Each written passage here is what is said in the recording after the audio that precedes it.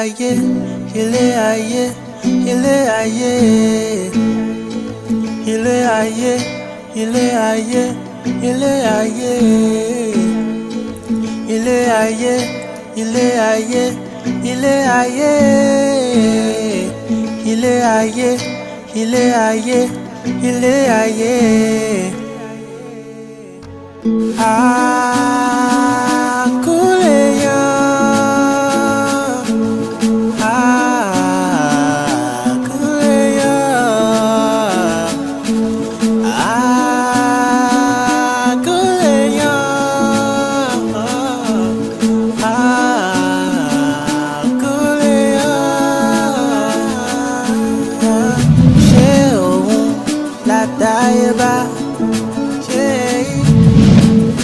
Adele ayé tán la bá ṣera wa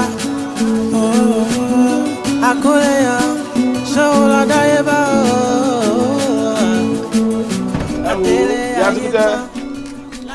Ẹ má wulẹ̀ ṣèyọnu èmi tí ń bọ̀ nú ọgbà báyìí kẹ́yìn náà wọ́n bá mi nú ọgbà bẹ́ẹ̀ ni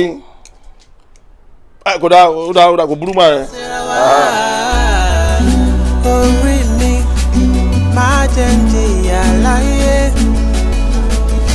ẹ̀dá mi máa jẹ́ ń ṣiṣẹ́ orí mi máa jẹ́ ń jìyà láyé ẹ̀dá mi máa jẹ́ ń ṣiṣẹ́ iṣẹ́ bọ́ ní ṣoògùn bí a ti wáyé bí a ó rí bẹ́ẹ̀ náà láàrí láyé ipò ẹ̀dá lórí nínú aginjù ayé láìjà gbangba nítorí ọ̀pọ̀lọpọ̀ wọn ọmọ iṣẹ́ tí orí rán wọn láti wá jẹ́ láyé.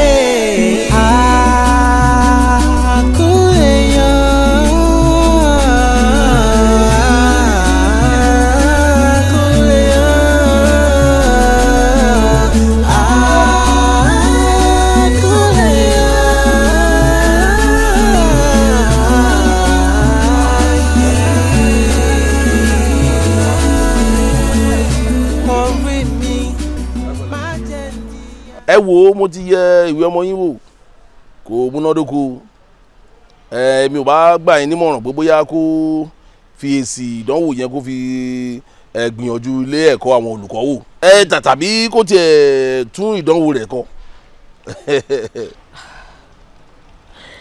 Ẹ wo ọ̀jọ̀gbọ́n iléèwé yìí gangan òun ló wù kí Àtinúkẹ́ wọ̀ o mo fẹ́ kí ẹ bá mi wá wọ̀rọ̀ kan fi ṣàdá ẹ̀gbọ́n mi iyekíye tí màá bá ná lé lórí mi ò kọ́ kódà tó bá kan wípé kí n ná ara mo wà ń bẹ̀ fún yín ilé ìwé yìí ló ń wù mí kọ́ ọmọ mi wọ̀ ẹ jọ̀ọ́ ọ̀jọ̀gbọ́n ẹ bá mi wá àkànṣe sí i.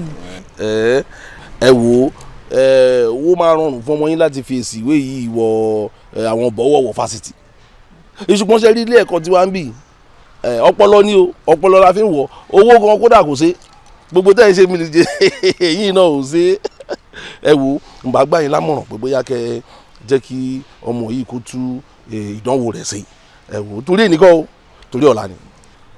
kò burú mo ti gbọ́ nǹkan tẹ̀ sọ mo bá tún ṣe jẹ́ màmá kan sí i.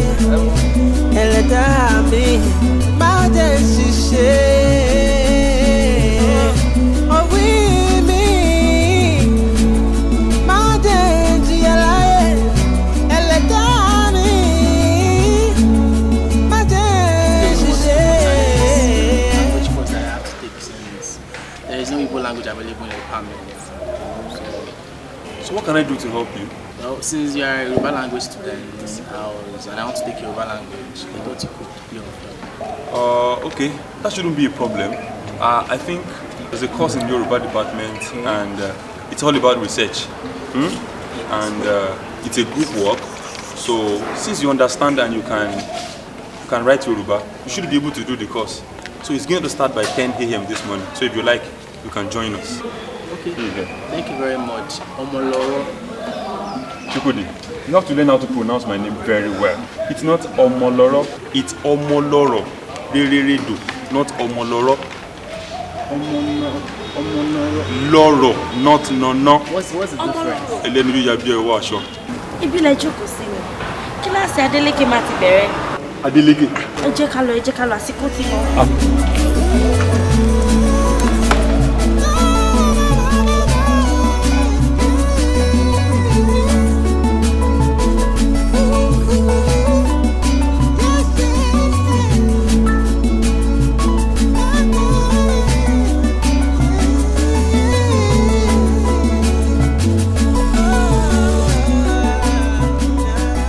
Tí mo mọ̀ pẹ̀yìn méjèèjì nígbà tẹ́ wà kékeré kò ju wípé ẹ̀yin méjì jọra yín bí ìmú wọn irun ẹ̀yin méjì sì kún bákan náà láàrin oṣù mẹ́ta ẹ̀ǹkan lábẹ́ máa ń kọrin yín àmọ́ ohun tá a fi lè dá Táíwò yàtọ̀ sí Kẹ́hìndé ò ju wípé ìyá yín fẹ́ràn Táíwò ní gbogbo ìgbà báyìí ló sì máa ń fara ro màmá rẹ̀ òun àti màmá rẹ̀ ní gbogbo ìgbà ohun tí mo mọ̀ ò jù báwọn lọ.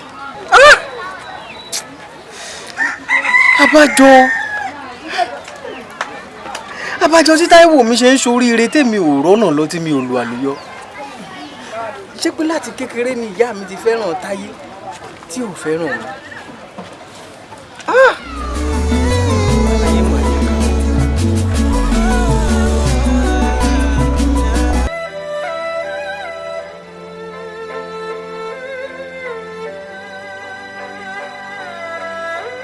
Fún kékeré ní eyín eegun gágágá níyì ọrùn ọmú sìkìsìkì níyì obìnrin èmi Oníkòyí ọdẹ mo dìde mo gboko ọdẹ lọ mo dénú gbó mo bérin nígbó mo dẹnu ọdàn mo kẹfọn lọdàn oríṣiríṣi ẹyẹ àti ẹranko ní bẹ nínú oko ṣùgbọ́n ẹyẹ bí ọ̀kín ṣọ̀wọ́n nínú àwọn ẹyẹ oríṣiríṣi ẹran àti ẹyẹ ni mo bá nú oko ṣùgbọ́n ọ̀tọ̀ọ̀tọ̀ kí láwùjọ àwọn ẹyẹ ọ̀tọ̀ ń tẹ̀gbìn láwùjọ àwọn ẹranko ẹlẹ́wà bí egbin ò sínú igbó bẹ́ẹ̀ ni ẹyẹ bí ọ̀kín ò sí láwùjọ àwọn ẹyẹ wo ká má fòlòlò fọhùn adániwáyé jogún ẹwà àrà ọ̀tọ̀ fún wọn.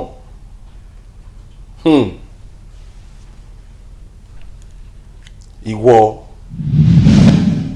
ẹni tí a bá tà ká fi ra àtùpà tó ń lòun àdìtàn náà wò ọmọ wọlé ìyàbú ẹkún ládépò ọmọ àdánwò lágbọ́rì a mọ̀ pé sáléwá ẹranko tó ti já gbangba bọ́ bá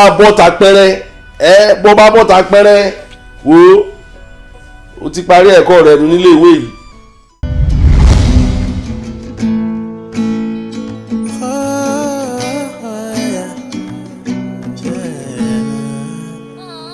Ilé ayé, ilé ayé, ilé ayé,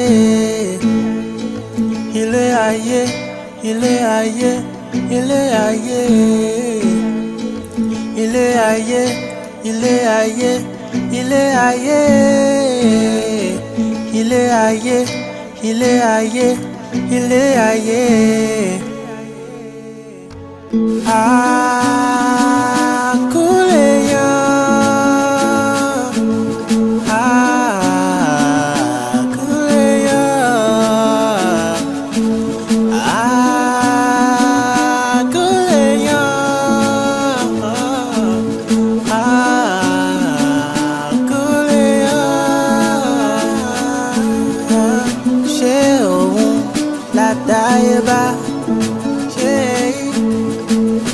Adélé ayé tán la bá ń ṣera wa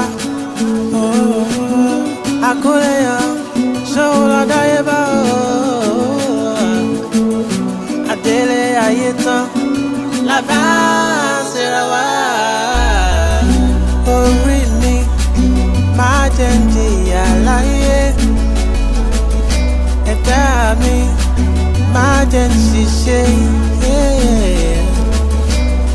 orí mi máa jẹ́ ń jìyà láyé ẹlẹ́dàá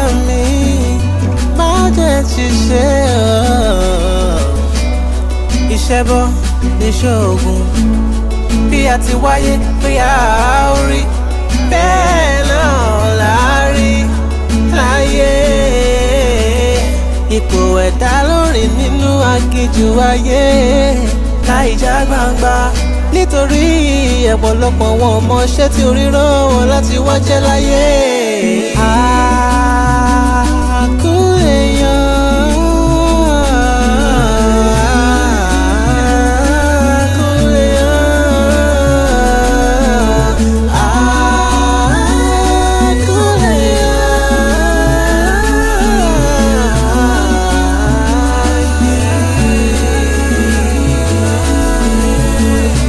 Orí mi má jẹ́ n jìyà láyé